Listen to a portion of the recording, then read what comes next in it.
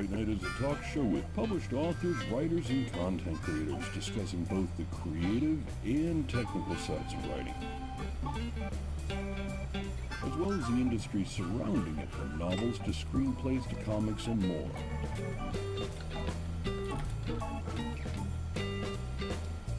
And now, here's your host, author Travis Sivart.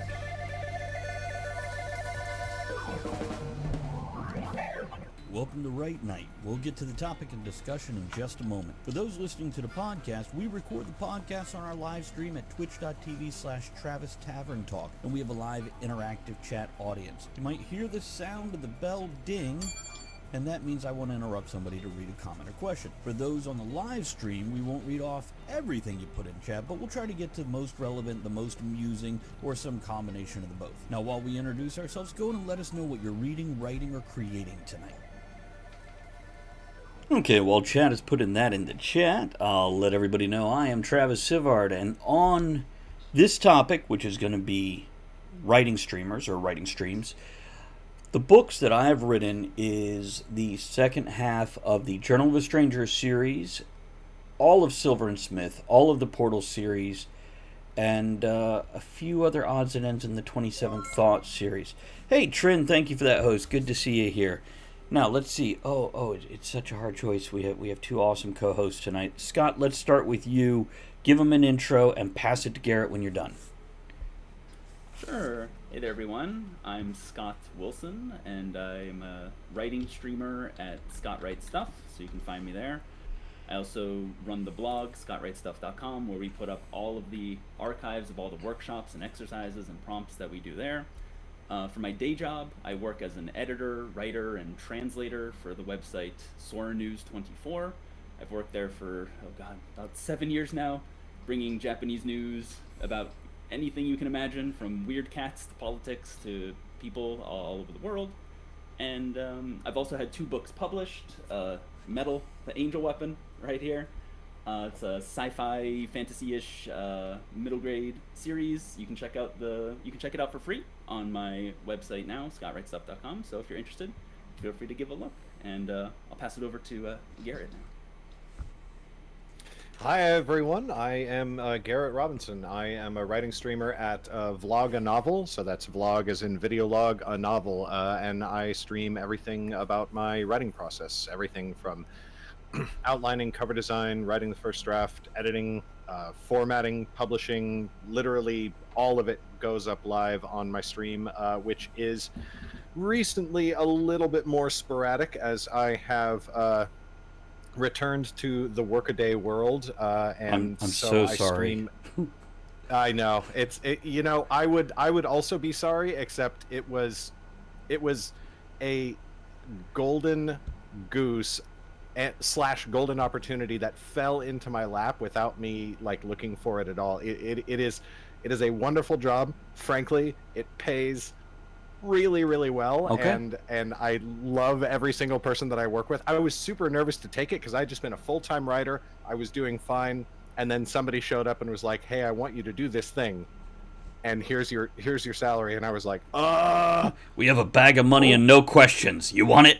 a little bit just like that. But I have what's amazing is since I took the job, I have kept up with writing and editing at least 5,000 words every single week. Wow. So I'm pretty happy about maintaining that. I have published, I formed a small publishing company of my own a couple of years ago, which mostly publishes my own stuff, but we have branched out and started publishing a couple of other people. I've published one short story anthology with a bunch of different authors, and then one new novel series with the author Brenna Gawain, and we are looking to expand on that, and they are the books of Underrealm. You can see all of them on that top shelf right there. Everything on that shelf is all me. That is so awesome. There you go. And I am staring at the dark doorway into the depths right next to it.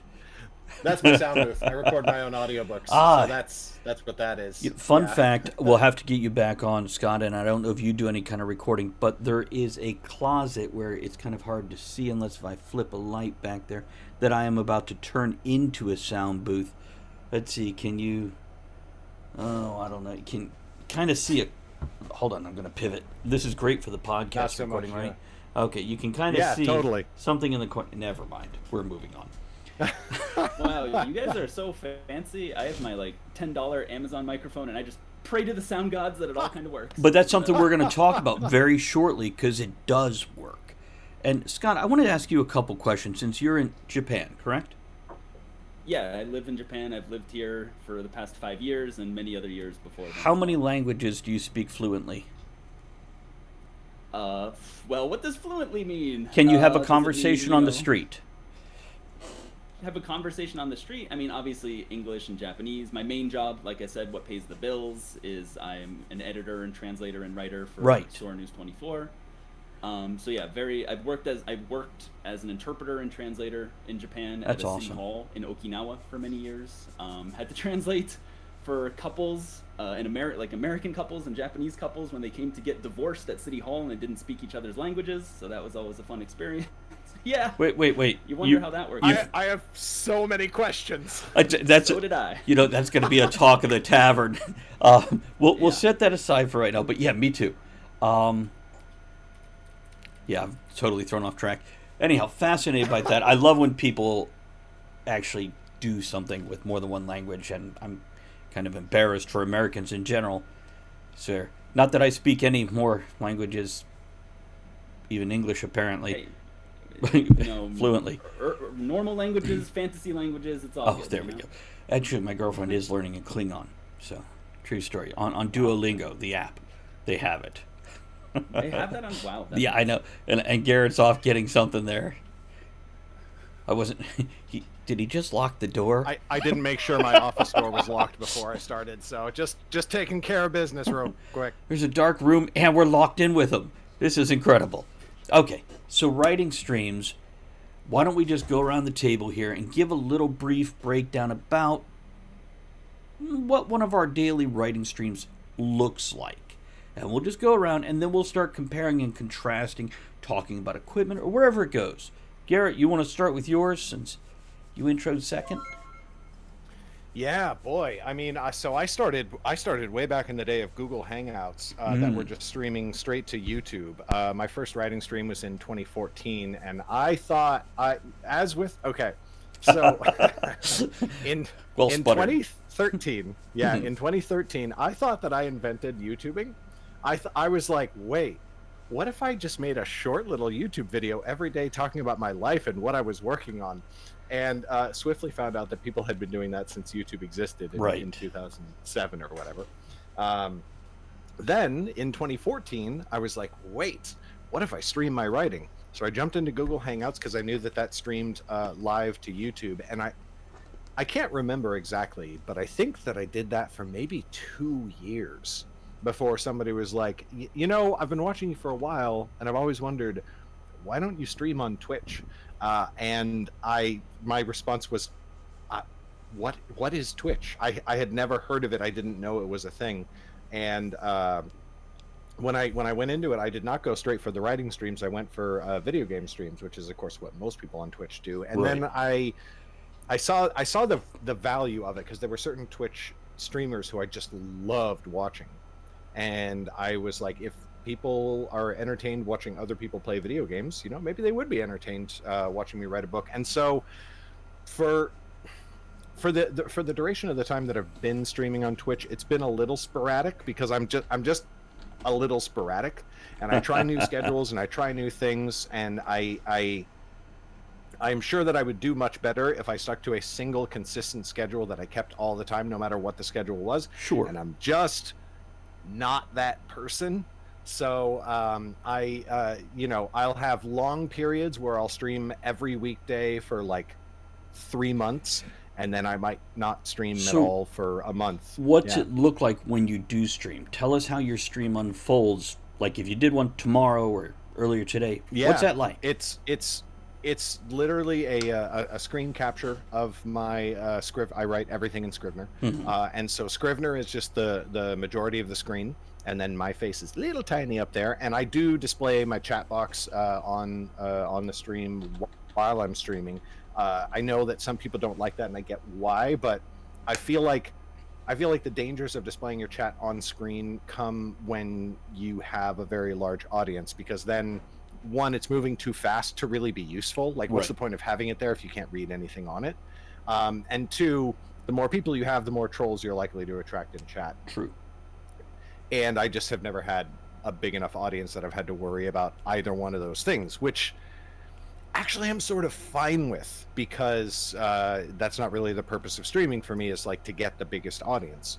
So it's very chill. Sometimes I will talk a lot, like if I how do I put this? If I have something that I've kind of been wanting to talk about for a while, Right. and haven't realized I've been wanting to talk about for a while, and somebody in chat sort of instigates it, then I might talk for 20, 25 minutes straight and no writing gets done. That's obviously not ideal, but I'm really just kind of, the way I see it is like hanging out in a room with a bunch of other writers. And yes, I should be writing most of the time, but I think that it's okay in that situation to just sort of like talk about something Right. that's important. And that something might be writing, it might be completely unrelated, it might be real life, it might be politics. I don't mind talking about politics on my channel. All sorts of different stuff. But most of the time, I get a lot of comments that are just like, I really literally just tune in for the keyboard ASMR. They just want to hear Right. that tippy tappy of the keys, which is one reason that I don't actually play music on my streams. A lot of people do, and I get that. I actually prefer, when I watch streams, I prefer music with streams, but my most dedicated, have been with me the longest, most loyal viewers, when I tried music on stream, they were like, oh, can you turn that off? I really like just listening to the keyboard. So that's kind of what it is. It's mostly Fair just enough. like a long keyboard ASMR stream, where they get to see all the words as they happen on the page. Okay. Now, you, Scott, you have something so very different from that, like just the opposite end. And by the way, I want to say hello to a few people who popped in chats. Commander Bubbles, Danny Zagora. Apparently somebody perhaps Danny! Garrett knows. There we go. Say hello to your folks there. And now back to Scott. Scott, why don't you go through a little bit about what your stream looks like, not compared to his, just in general. Yeah, sure. So my stream is mostly based on writing workshops, group-based writing workshops, and that's kind of due to the fact that when I lived in the U.S. And I was, just starting to get into writing, I went to a lot of workshops, and I even started running a workshop called the Brighton Writers in Boston for several years, and that was great. We had like anywhere from 10 to 20 to sometimes 30 people just gathered together, and we do exercises and prompts, and we'd share work and give feedback. But then I moved to Japan in 2016, and there's not a lot of English writing groups in Japan. Right. So, but at the time, like Garrett said, I was also watching Twitch for video game stuff, and I was like, kind of had the galaxy brain moment of like, oh my god, I can just stream, these writing workshops on Twitch and get people to come in, and we can do the same kind of writing stuff together. And that's basically what we do on stream is we start off by doing some sort of warm-up, just a quick little thing to just get stuff on the page. And then we go into either an exercise or a prompt for the workshop of the stream. And just, I have like some examples of some of the prompts that we've done recently is like... Sure. I think last week we did, we practiced writing story beginnings by using Cards Against Humanity. So we got like Nice. some Cards Against Humanity matches, we mixed them together, and we used those as like the beginnings of stories to just write. Like one of them was, I drink to forget the milkman, and we all wrote stories on that, and we compiled them together. Or like the next Happy Meal toy is a windmill full of corpses, or sometimes we get like random images from DeviantArt, and we use those as prompts, just things to get the juices flowing and to just get something written on the page. But other times we do exercises, like recently we did how to write introspection. We talked about introspection, looked at some examples, practiced writing our own. How to write a character who's smarter than you was another topic that we did. Since I will profess to not be the smartest person in the world, but sometimes you have to write a smart character. And Right. how do you do that? And so then we looked at some examples in books, and then we practiced writing our own. And that's basically what we do. And then at the end, of course, we have free share, where anybody can share anything that they're working on and get some live feedback on a page or two of that. That's so that's awesome. basically, on my free share. It's much more, like I don't do any of my personal writing on stream. I save that for off stream, the novels and stories and whatever. The stuff that we do on stream is more just the exercises and the prompts, which is, I see it as kind of, the weightlifting Right. of writing. The So training. that way when you go and yeah, exactly. So that way, you write these things that you're not super emotionally invested in, but you're still practicing the same creativity, the same, good writing habits and stuff that just make your writing that you are emotionally invested in even stronger. Very good. Now, to compare and contrast, I'm going to throw mine up there right next to your guys. So when I stream, I like variety in everything, whether it's what I'm eating, what I'm drinking, what I'm doing, what I'm watching, and also what I'm streaming. So I have things like right now, we're recording a podcast. We're having a structured-ish conversation. Talk at the Tavern, same thing, but not writing, more things in life. And then I have my writing streams where I sit down and write a novel or edit a novel or create book covers or do the marketing and promoting side of things. And depending what I'm doing and what mood I'm in, there's different levels of chat. So I'm somewhere in between you guys with a little of the constructive workout type stuff and a little bit of the butt in the chair doing it. And I've watched each of your streams. And yeah, Garrett, yours is very relaxing. It's conducive to getting that work done. Scott, oh my God, you have so much energy in your streams. It is incredible. You are like a game show host that just crossbred with a Coke dealer or something. You've just got so much energy, and it's all positive. You don't see the burn afterward. Yeah, I'm Crash and sure. burn, straight to bed. I was curious about that because I know all of us. Garrett, when we last spoke, you mentioned this. You've got to kind of turn it on, and there's some days it's hard to ramp up, even when you've got a mellow, chill stream.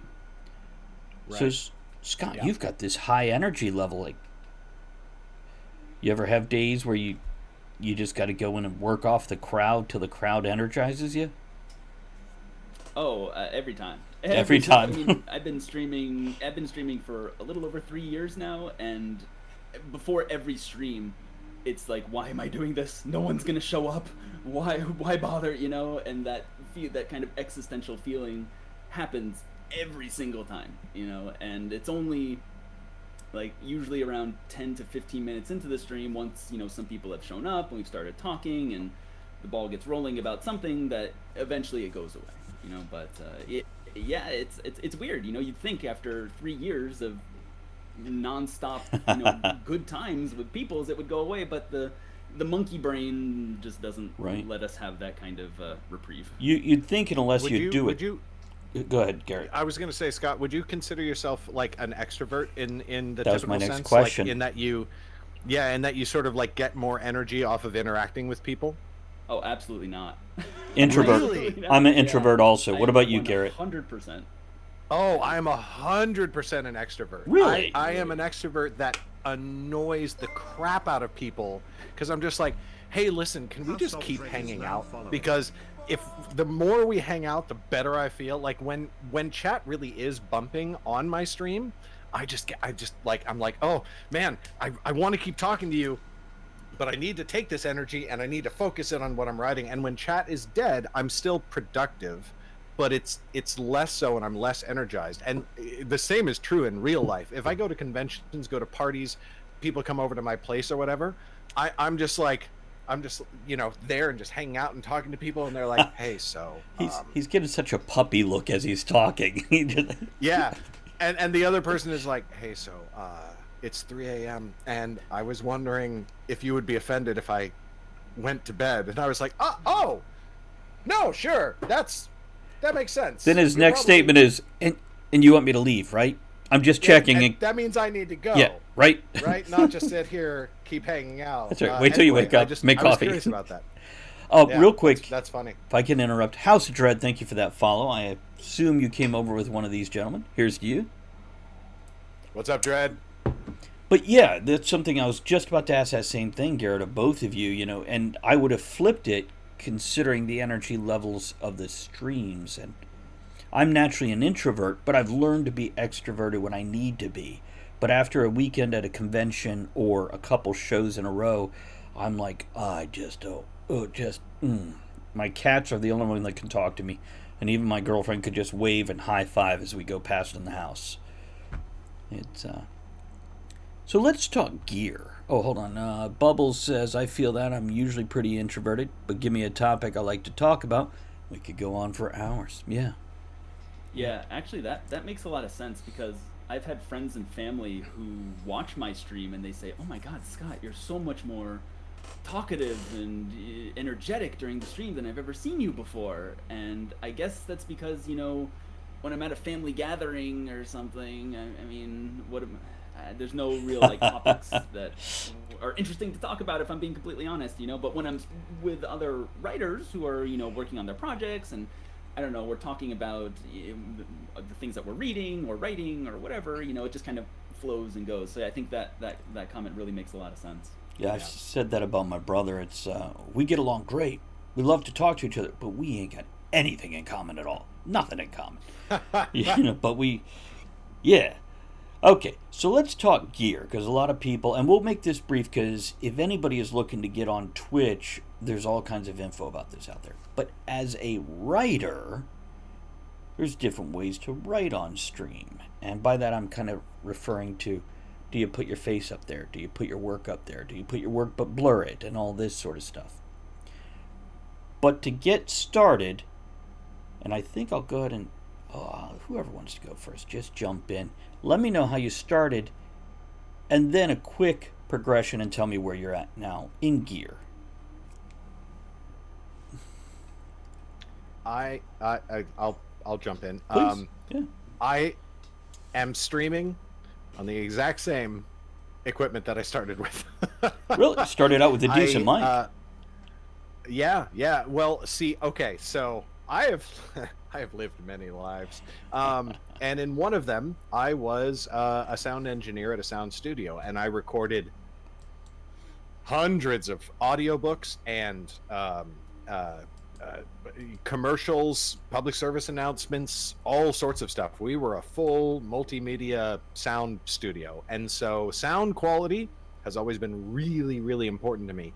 And so when I wanted to start streaming, I went looking for a decent quality camera.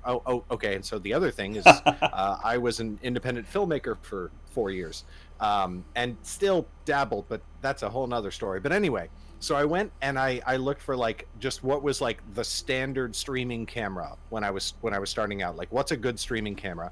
And I got a Logitech C920. Now you can stream using like a really good DSLR camera. So I'm really saving up for like a really nice, the new Sony A7S III, which by the time I have enough money for that, they might have come out with a better camera. But like, I'm saving for something like really nice like that. But then microphone wise, I just like hunted and I looked for the best thing that I could find, and for a number of years this was actually the microphone that I recorded my audiobooks on. And now I have a better audiobook recording microphone, which is in the booth, but this has been my workhorse streaming microphone just forever. When you say the best thing you could find, was there a budget included, or did you go out and spend $2,000 on a microphone?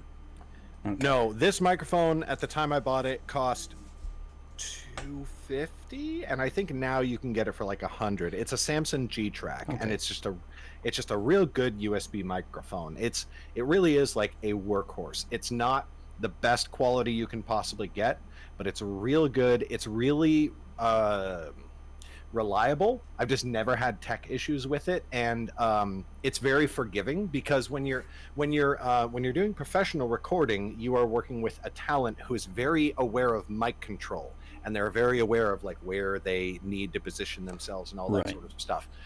You generally, in my opinion, if you're streaming, you want to pick a microphone that is a lot more forgiving in terms of placement. And so like this is a good like cardioid mic, and it just has like a very wide field of pickup, and it just it sounds good enough for me for sure.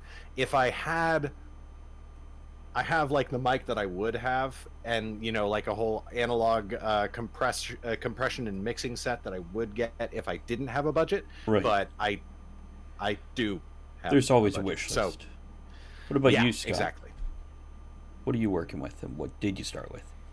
Oh yeah, I'm real fancy. So I started off with a $5 microphone from Amazon, and I upgraded to a $10 microphone from Amazon. So yeah, as far as the camera goes, it's whatever camera is installed in my laptop. So I think I'm glad to hear all the great advice that Garrett has there. But I think kind of on the opposite end of the spectrum is just if streaming is something you want to do, just fire it up with whatever you got and just go for it. Absolutely. I think this is something that I talked about when we did the CornCon panel together. But like, I used to work as a Japanese teacher, teaching Japanese to kids, of pretty much anyone. And there was a lot of people who would, they want, before they even started learning Japanese, they would have to have the right brush pens, and they'd have to have the right lined paper, and they'd have to have all of these textbooks and everything. And I would say, great, you have all this stuff. Now when are you going to start learning Japanese? And they say, oh, I'll get to it. I'll get to it. And then they never did, and I never saw them again, So I think, and that would be my concern. Is just, I think there's a lot of great equipment for audio and video and whatever.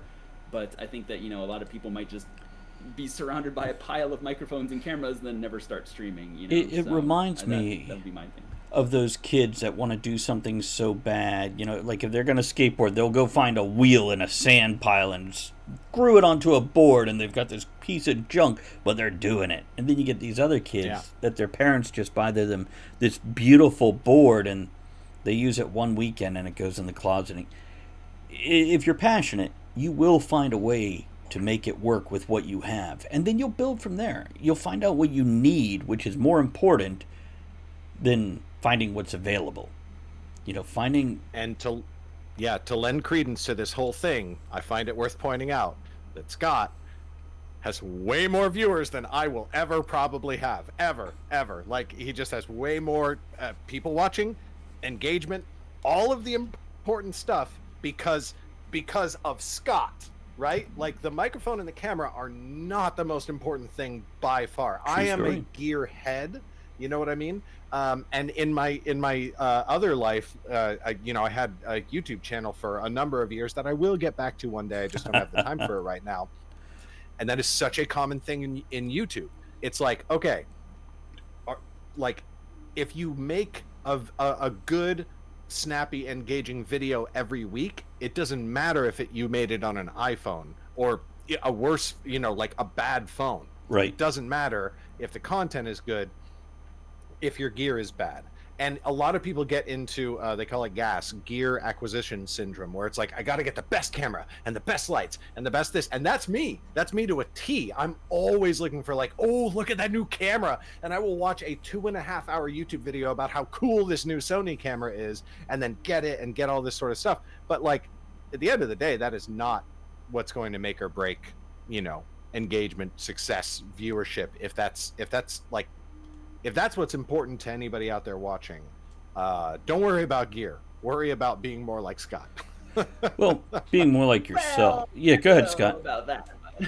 I mean, I appreciate the kind words, but I always say that for my streams, it's all about the quality of engagement rather than the quantity, because I've been to streams that have like almost 1,000 viewers, and it's just, you can hear the crickets chirping. Right. Nobody's talking at all, whereas in my stream sometimes we only have like 10 viewers or something, but everybody's talking and sharing their stuff, and it's awesome. It feels like we have hundreds, so I'll always take the the excited people to be there over the hundreds of quality over quantity. That's something I've thought about. If I ever hit a certain level of success, I would almost want to take a smaller group and put them somewhere else so I can actually interact, because when you see that chat flying by on some of these larger streams, I'm just like, you can't even interact if you want to. What do you do with that? Yeah. Exactly. It's I have to say it's so hilarious to me, Scott, that you're like, sometimes I stream and like we only have 10 viewers, but like chat's still moving really well. Dude, if I have 10 viewers, I'm like, what happened? What happened? Why do I have 10 viewers? That's a lot. Did somebody raid me and I didn't notice? Like anyway, that just goes to show you, though, like, streaming should be what you want it to be about. You know what I mean? And how do I put this? If if you are achieving what you want to with streaming, don't worry about the numbers. Numbers are nice. I get such a high off of numbers, but like if you really isolate what you want from streaming or writing, YouTube, whatever, just make sure that that you're measuring the right numbers, I guess. The numbers that matter to you, the ones that make you feel good. And if I can read a comment real quick, Bubbles, in reference to what we were saying, says, kind of reminds me of how movies and shows with lower budgets tend to have more creative storylines and characterization, at least amongst the ones I've seen. The first Terminator was like that, and look how much of an impact on pop culture that had. It was mostly done with guerrilla filmmaking. And something we've all discussed before when we spoke previously is, and as we already reiterated here, it's about the person. You can have great gear, you can have gear that makes it happen, but it's nothing special, but it's you. And as you know, we've seen those streams, 1,000 people, no talking, but chat is just booming, and they're being ignored. On the other hand, we've seen somebody who has the most incredible setup and this great energy, and they've got 3 people, and you're like, why doesn't this person have 500 people watching them right now? So bottom line is, streaming is it's a lot like publishing, you know? Yeah. There's so many great books out there that, you know, were sent out to, you know, somebody wrote this fantastic book and they sent it out to agents, and the agents were having a bad day, and, you know, and maybe they self-publish it, and, you know, maybe one person read the first page and it wasn't their cup of tea and it dies in obscurity. Whereas if just the right person saw it, then, you know, it could have exploded in popularity, you know. So it just, there's so much luck involved. I mean, There in fact, is. in our stream the other day, we were just talking about how, you know, the Harry Potter series, because you always have to talk about that when it comes to popularity stuff. It was based on the head editor at Bloomsbury, his daughter. You know, she was the one who decided that they would publish the book, because the editor was on the fence and he was like, I don't know if this book is good or not. Gave it to his daughter and she was like, yes, chapter 2 please. And, you know, just imagine if he didn't have that daughter, or if she had slightly different taste in books, or if she was just doing something else Right. at that specific time, it would have never happened. So there's just, whether you have 3 viewers or 300 or 3,000, there's so much luck involved that again, just to reiterate it, just, you know, do it for fun and do what matters to you. And the numbers are just rolling dice. That's what the only place the numbers come from. and doing it for fun is going to make the difference for anybody streaming. If you're enjoying what you're doing, it's going to make it a better quality stream overall. Yep. This is why, yes, schedules are great, but if you're having a day where you just don't feel like you should be on, it's okay to take that day off too. Because it's, again, that quality over quantity, and trust me, your viewers would rather you skip a stream than have a stream that makes them go, well, this is awkward and I don't want to be here right now. And I don't know about you guys, but or maybe I've had, they like that. Maybe they like give the you cringe, you know? We're not going to kink shame them. this is awkward. Yeah, totally. Thanks, Mom. Stop. And it's, you know, there's sort of a with like a lot of things in life, there's a line you have to walk, or a balance you have to strike, where if it's not, if streaming is not like if streaming is not making your life better, then why are you doing it? Period. You know what I mean? And I tell a lot of writers who are like, you know, how do I stream? What do I stream? Why should I stream? And everything. And I talk to them about it for a while, and I evaluate certain things. And my honest answer is like, I don't think you should stream, because I don't know what it would give them. I don't know what it would contribute to them. Right. But they feel like, I've got to stream, or I've got to do this, or I've got a blog. A lot of writers are like, well, that ties in with writing, so like I've got a blog. And I'm like, but why? Know why you want to do that, and what positives it's going to give you before you commit to something like that. Now, then on the other hand, there is, once you have decided to do a thing, I do think that there can be value in pushing yourself to do it. Not, you know, again, this is a balance you have to strike. Right. Pushing yourself to do it, even when you don't feel like it that day. Yes. Because I don't YouTube anymore, but I've never felt better than after oh God, my years are getting all mixed up, because what is time anyway in this crazy timeline that we're in, wild timeline that we're in? But 1 year, in like January or something, I was like, I'm going to make a YouTube video every Friday for a year. And I did it for a year and a half. And some of those Fridays, I did not want to make a YouTube video. I was just like, oh no, screw this. I'm giving up. Forget about this. And I did it anyway. And I did it for a year and a half. And I got to the end of that year and a half, and I was like, geez, that's awesome. And I actually went back and I watched the whole playlist of all those videos that I made consistently every single Friday. And I was like, that's awesome. Even the videos where I know in retrospect I didn't want to do it that day, like, I'm so proud that I did it anyway. But then I was also able to be like, you know what? YouTube in general is not adding as much to my life as it's taking away. Right. So I'm going to take a break. And I want to get back to it at one point, but I need to hit pause on that. So you have to jockey back and forth between, like, do I really need to take a day off? Because if you need to take a day off, take a day off. It will make you and your life better. Or am I just, because for me, that's a constant thing where, like, I just don't want to start the stream. Right. And once I start the stream, I'm fine and I can go for 4 hours. It's totally okay. But just hitting start stream, and that is the so difference hard to what I was saying before. There's been days where, and I have hit start the stream, and there's been days where, like, 20 minutes in, I'm like, nope, I shouldn't, I'm done. and I am. So it's a matter of recognizing, are you hemming and hawing and dragging your feet for no real reason, or do you need that day to yourself, or that day to do nothing? And adding value, that really goes across the board to, and I think it's actually great writer advice in general. If you're writing and you're sitting here looking at your numbers, paralleling it to Twitch here, if you're looking at your book numbers, look at what value writing whatever you write adds to your life. And even without big money or any money coming in, are you getting something out of it? Are you enjoying the creative outlet and the technical side of creating that book and editing and formatting and putting it out there? And if you are, then it's worth doing. If it's adding more to your life than it's taking away, as Garrett said. That's a great way to measure balance. I've done that with relationships too, by the way.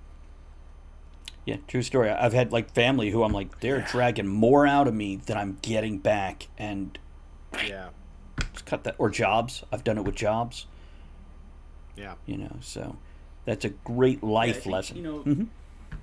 Something that comes up quite often on the stream is, just talking about, knowing when to quit things is, it's with reading too. There's so many people who they start reading a book, and they're like, oh, my friend recommended it to me, or oh, it's a classic, or oh, that means I have to finish it, and if I don't finish it, I'm a bad person, or whatever, and they force themselves to finish it, and just, that's such a wrong decision for so many reasons, because not only are they enforcing yourself to finish a book, are you not going to, get anything beneficial out of it because you're hating the whole experience, but it's going to put you off reading potentially forever. So for me, at the beginning of stream, we always talk about reading, and I am perfectly happy to say, like, oh, I started reading this book, but chapter 2 sucks, so I put it down, because I only finish maybe like 1 out of every 5 books I start. Really? I talk about that. Oh yeah, if even that high, I don't know. Interesting. See, when I was in my teens, oh, I'm sorry, go ahead and finish. No, that's pretty much it. That's my rant right there. When I was in my teens, I had to read it, and heaven forbid it was a series, because I swear to you, I would read 9 books that I wasn't enjoying, because I just had that mindset. I had to. Now that I'm older, there's times I've hit page 5, and I'm like, this is complete garbage. And then there's other times with big name authors that other people love. I'm on like chapter 3 or chapter 6, and I'm like, I don't care about the characters. The story is vaguely interesting, but there's not enough other stuff. So I'm done. You guys love the hell out of that. Enjoy that book. I'm done.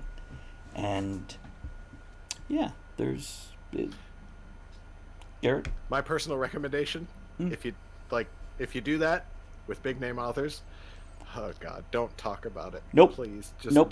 don't talk about it. I made a huge mistake. There is a very, very popular epic fantasy series that I did not like. I started off really liking it, and then some point in the middle, I really disliked it, and I stopped reading it. And years and years later, I wrote I wrote a blog post about it because it's very popular, so I get asked about it all the time, and I was really tired of explaining myself to people over and over and over again. So I was like, you know what?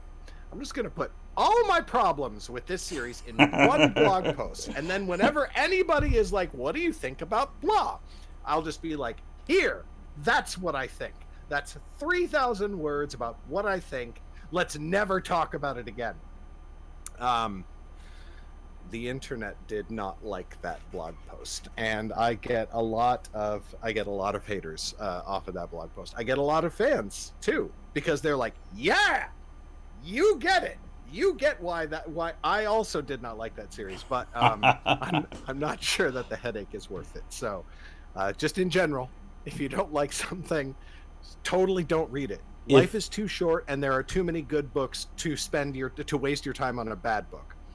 But just, especially if you want to be an author yourself, just don't talk about it. When it comes to criticizing another author's work, I will only say critical things if I can balance it with nice things. If I only have critical things, I don't even tell people. I'm like, I started a book that everybody likes. I didn't. I put it down. I leave it at that. But like George R. R. Martin, I can criticize, but I also really enjoy his books. Robert Jordan, right. and those might have been one of the ones you talked about. I don't know. But you could tell me later off air, and we'll go with that. But yeah, I get it. It's if I can't balance it with the pros and the cons, I don't touch it. I use the thumper rule. If you can't say something nice, don't say anything at all. Yeah, I follow the same thing when I talk about it on stream. It's just, I never mention the titles. I just say, oh, there was a book I started, wasn't a fan. And the reason for that, not only for all the reasons that you all said, but one of the other reasons is because if I'm broadcasting to an audience and I say, oh, I don't like this book, I don't want people to be like, oh, Scott didn't like that book, I'm never going to try it. Right. So I don't want to turn somebody off from potentially finding a series or book that they would love too. Because every book, we all know, has had some amount, it's somebody's baby, some blood, sweat, and tears were put into it, and somebody out there has to like it, and I don't want to take that experience away from anyone. Totally. And I'll also say, I have another standard that I add to that, which is like, I'm fine criticizing a book if I feel like I can't really do the author any harm. And here's a perfect example that also ties into what you were saying, Travis. So I love the Mistborn series by Brandon Sanderson. Very much enjoy it, yeah. So much. It's so good. The first book was great. I didn't actually enjoy the second book that much, but then the third book was so good that it retroactively made the whole trilogy like one of the best series ever, in my opinion. So I started reading, what's it called? The Stormlight Archive. The first book is called... I'm with you. It's on my shelf. I know where you're going. So I start reading the first book, and I'm like, I'm just not enjoying this. And the thing that I can say about that book is that, one, I can understand why people do like that book. I can totally read it and be like, no, of course other people are going to like this book. It's just not for me. Right. At the time, I actually have been talking with a friend recently, and he has convinced me that I need to reread that book, and I might actually enjoy it on a reread. It's a different mindset. The second thing, the second thing is that it's Brandon Sanderson. Right. I am not capable of harming Brandon Sanderson. Right. Even if I was, which I'm not, even if I was saying Brandon Sanderson is a bad author, which I'm not, because again, Mistborn, one of the greatest series of all time, I am not powerful enough to harm Brandon Sanderson by saying I didn't like, is it Words of Radiance? I feel like it's Words of Radiance. I believe that's correct. It's one of those in the series. But here's what I'll say about that. I love Brandon Sanderson. I've enjoyed almost everything of his I've read. except the one you're referring to. And I read like 3 books of it, and I'm finally like, I just don't care if I pick up another. I didn't hate it. It was just a bit of a slog to me. But by Right. the way, if you guys don't know who Brandon Sanderson is, absolutely recommend you pick up one of his books and try him. Also, personality-wise, he does his own podcast.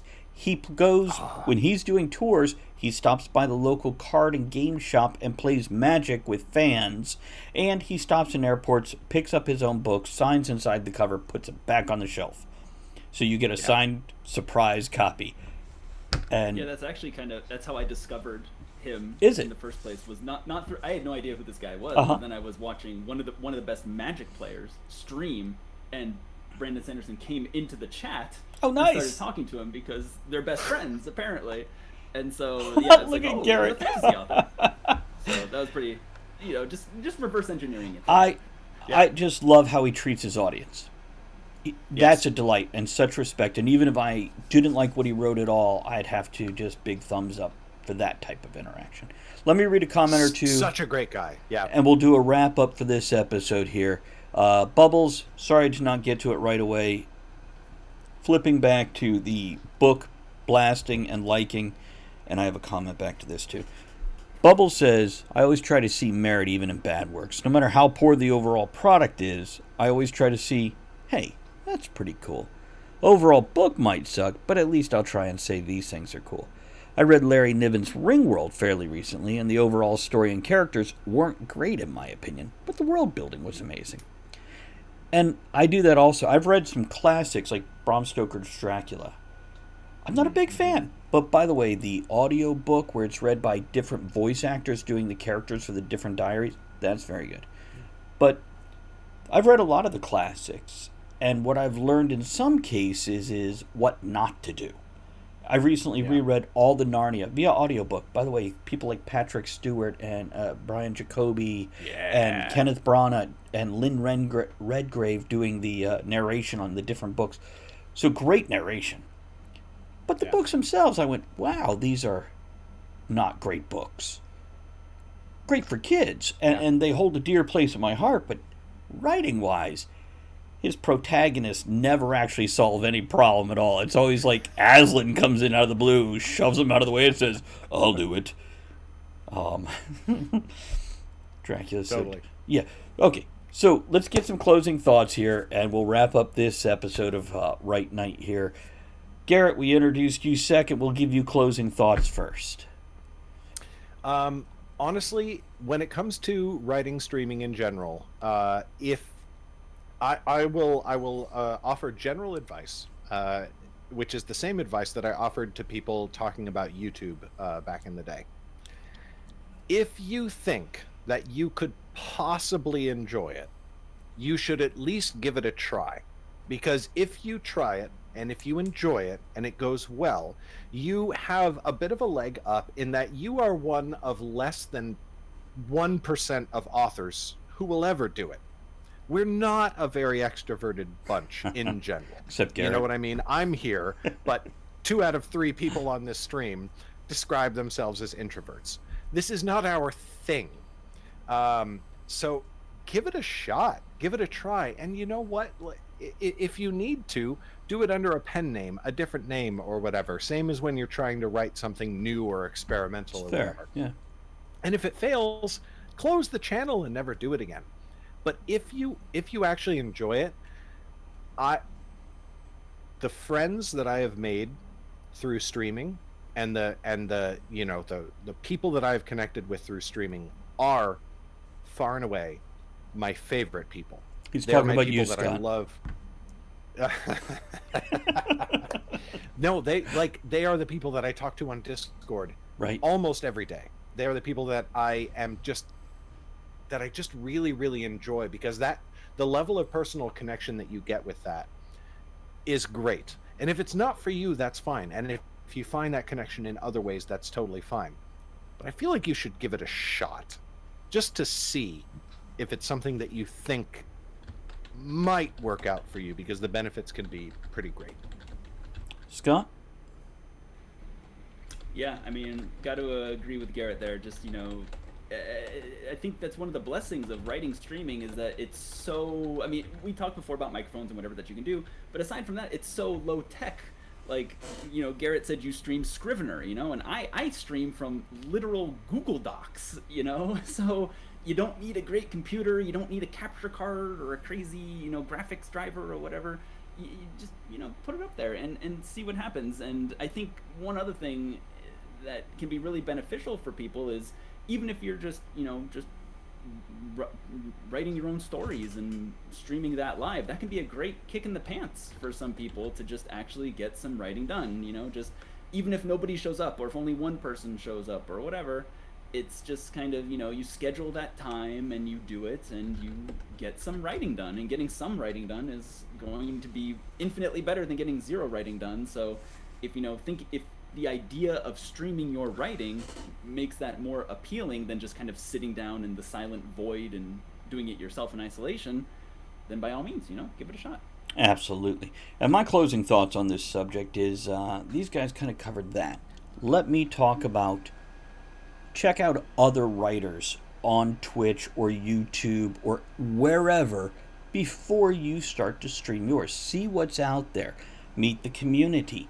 Get to know what that room, not the literal room, the figurative room of the writing community on wherever you are, feels like. You may find out you don't actually want or need to stream. You just wanted that contact with the community, and watching people like Scott or hanging out in silence with Garrett or finding whatever mood I'm in today, and I can start naming off writing streamers, but I know I'd forget somebody I adore, so I'm not saying any names. But come in, meet people. See what's out there and immerse yourself in the community. And then, if you decide, yeah, I want to stream also, pick up the rest of that stuff these two gentlemen just said and go with it. Okay, gentlemen, tell everybody goodbye, and I'm going to wrap this show up. Bye, everyone. See you. Thanks for hanging out. Before we go, I want to remind This is where everyone we that you can dance, email us at writenightshow@gmail.com. That's right with a W, night with an N, show@gmail.com. To let us know your thoughts on the show's topic, suggest other topics you'd like to hear us discuss, or just have a message read out on air to someone in your life. Thanks to everyone for supporting the show by downloading the podcast, sharing it on social media, grabbing some shirt stickers and mugs from bit.ly/tavern merch, or barware patches and hats from bit.ly/tavern merch too. It's bit.ly/tavern merch or tavern merch followed by the number 2. Thanks to everyone who joined us live at twitch.tv/Travis Tavern Talk, and everyone who supports the tavern by subscribing, hosting, throwing bits, raids, and most of all, commenting.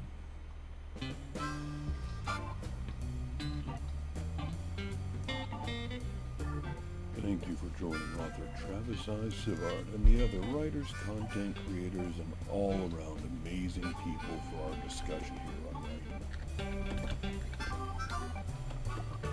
Join us again soon, and until you do, make sure you create with passion, enjoy the journey, and remember, every night can be right enough.